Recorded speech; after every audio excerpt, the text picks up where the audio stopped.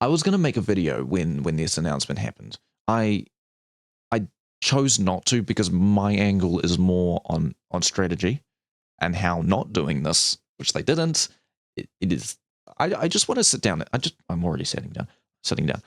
I don't really know what to say, right? Even after taking a day off, just to think about not even making a video, just kind of thinking about the strategy and the political nous behind this.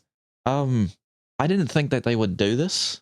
I genuinely thought that they were going to recognize Palestine. Look, and again, I didn't make a video on this for the very specific reason that I didn't want to. Like, everyone, there are already people out there that are able to articulate the moral reprehension that this brings, and the shame that this brings on our country. Right, Helen Clark, forgetting her name, the co-leader that isn't Chloe Swarbrick. My God, that is terrible. What's her name? Marama Davidson. I haven't eaten yet. I've not eaten yet. I really need to eat a sandwich. Marama Davidson, and literally every other commentator are able to articulate this better than I. So I held off because it is once and foremost, it is a moral reprehension. It is completely disgraceful that we are falling back so fucking far behind every other, including Australia, the America of the South Pacific, or the West Pacific, or whatever. America's lapdog. They're recognizing Palestine when they've got a million bajillion bases on their territory. They can do it. They got a $300 billion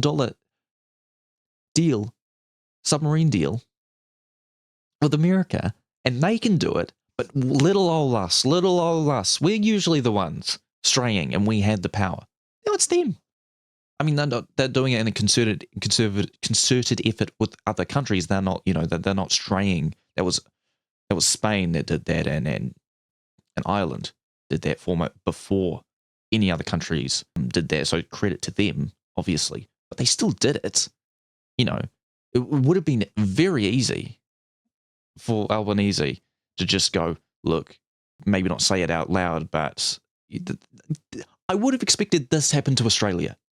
That's what I'm trying to say. I would have expected this to happen to Australia. It is insane. I can't put into words why they thought that this is a good idea. Look, and it sounds like they made the idea, which they agreed on this a week before, 2 weeks before. So I was right on that. Everyone was right on that. It's just look. I'm going to move on to, because I'm not well at articulating empathy and stuff. I'm just not that type of person. There are other people that can do that better. I'm not really I am an empathetic person, but I can't articulate it quite as well as other people. So I'm going to leave that to other people, and you can watch videos like that with others. BHN's doing stuff with that. They did a live stream yesterday, and it was pretty good. It was good. It was really good. It's not pretty good. It's really good. So I'm going to stay on the strategy here. Look, when I said, and full for me, right, if this was a Labour government, they would have recognized the Palestinian state from my criteria. And my criteria was, is this going to be, if you don't recognize Palestine on this, will this become an electoral black hole going into the next year? Yes, tick. Okay, we're doing it. That's it. That's literally it. And that was, and I guess they didn't think it would be.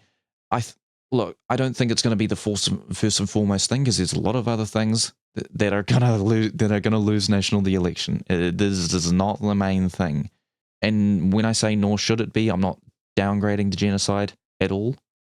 But I'm just saying that doctors not getting paid well enough in this country, and our failing health system, and our failing education system, and our failing long-term plan past 3, 6, 9 years shouldn't not take precedent, but it will be on people's minds more so because they're experiencing it. That's what I mean by it. And I don't doubt there could be elements in the National Party and New Zealand First to an extent that are Zionist. I don't think so.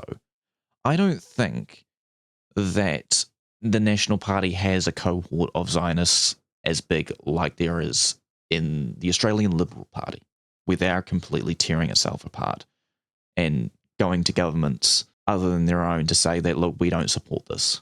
to America. We don't have that. I don't think it would have teared the National Party apart. Vice versa. I think there are more national MPs in that party that are sympathetic to the genocide and would stray, but I just don't think that this is what they would stray on. They wouldn't break their party apart on this. Should they? Probably. They really should. There's a lot of things they could have strayed on, and they didn't. So, yeah. What can you say? What can you say? That's one of the flaws of list MPs, in my opinion. One of the minor flaws and giveaways. When I didn't watch the whole speech. I didn't really think I needed to. I got the whole gist of it when I read it and watched little small clips. And the idea was basically that Palestine didn't fulfill the requirements of statehood because of the illegal occupation of the West Bank and he didn't say this, but the genocide in Gaza. And you know what? When I first saw that, I was thinking, look, you know what? I'm willing to reckon with that. I'm willing to reason with that concept. I'm willing to say, right now there is no state there. We're not willing to recognize a state. I am actually willing to stay with me here. I'm willing to agree with that. Okay, fair. So why no sanctions? Why no sanctions? And why no calling out the Israeli government for completely destroying any Palestinian pathway to statehood? Look, that whole argument falls apart, but that was the thesis of the whole speech, basically, effectively. I'm just going to say it is because I didn't watch the whole speech and I don't think it was worth it. I'm willing to benefit of the doubt. Okay. Sanctions? Question mark? Sanctions? Advocate for sanctions in the UN? You know? Kick the UN out of the Security Council. They might not be in the Security Council. I take that back. I don't think they're in the Security Council. If they are, kick them out. Or bar them from any parts to a non-kick, get rid of their voting status. Do something to go along with this whole concept of there is no... Because if you just say that there's no pathway, then what are we... What? Okay. I mean, I don't believe you. Because that's not the main reason, is it? The main reason is you're shit scared of the United States. And you're shit scared of David Seymour, or Luxon specifically, I don't, maybe Winston, but I think it's more specifically Luxon. You're shit scared of David Seymour and his party breaking coalition. I think that's the reason. I think David Seymour told the cabinet, if you do this, we won't be here. We're out. We're gone. And I think Luxon went, right, okay, then we're not recognizing them. And we'll do this little weaselly way of saying, well, they're technically not a state, so sorry. And all emboldened Hamas. That was the other one. Emboldened Hamas. That was on the thing, which is obviously just complete trollop. I applaud this government for going to new lows, dragging this country's name in the mud. I applaud that. Absolutely phenomenal. Love it. You love it. You'd love to see it. And making me congratulate and support Australia. Oh, God. That's even more insidious. Scum of the earth. And you know what the funny thing is? It's not even going to work. I mean, I don't even think the main reason is because they're shit scared of the United States. I think they're shit scared of David Seymour breaking coalition. I think that's the main reason. Honestly, I think that's the only reason. I think he's just shit scared of act. Look, if there are reasons otherwise, I'm willing to listen to it. But at the moment, that's my opinion. I don't even think it's the US. I think that by extension, it is the US because David Seymour is beholden to foreign interests, Atlas Group, and the United States foreign corporations and all that stuff. That's so. By extension, yes, that is true. But I don't think that's the main reason. But it's very funny to me that if that is the case, that shit scared of, of the deal with the Seahawks being their overpriced deal getting destroyed when Australia has a deal with the United States with $300 billion submarines in place. I believe they're still in place.